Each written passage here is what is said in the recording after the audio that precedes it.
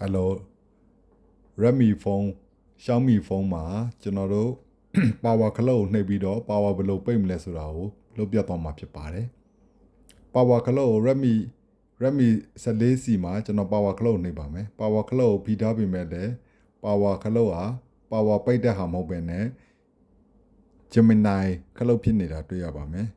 အဲ့ခါကျတော့အဲ့ဒါကိုကျွန်တော် power ခလုတ်ကိုဘယ်လိုပိတ်မလဲဆိုတာကို setting ထဲကနေသွားပြမှာဖြစ်ပါတယ်ပထမဆုံး setting ထဲဝင်လိုက်ပါမယ် setting ထဲရောက်လို့ရှိရင်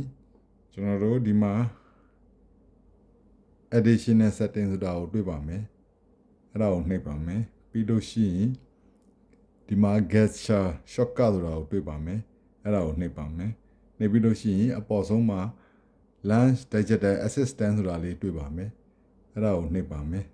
အဲ့ထက်မှာကျွန်တော်တို့အမှတ်အပြရောင်လေးမချစ်ထားလို့ရှိရင် plus and hold the power button for 0.5 seconds ဆိုတာကိုပိတ်လိုက်ပါမယ်ပိတ်ပြီးတော့ကျွန်တော်ပြန်ထွက်လိုက်ပါမယ်ခုဆိုလို့ရှိရင်ကျွန်တော်ဒီမှာ power button ကိုဖိထားလို့ရှိရင်ဒီမှာ power off နဲ့ reboot နဲ့တက်လာပါပြီအခုဆိုလို့ရှိရင်ကျွန်တော် power ခလုတ်ကိုဖိထားရုံနဲ့ power ပိတ်လို့ရတဲ့ setting ကိုချိန်လိုက်ပြီဖြစ်ပါတယ်အားလုံးကိုကျေးဇူးတင်ပါတယ်ခင်ဗျာ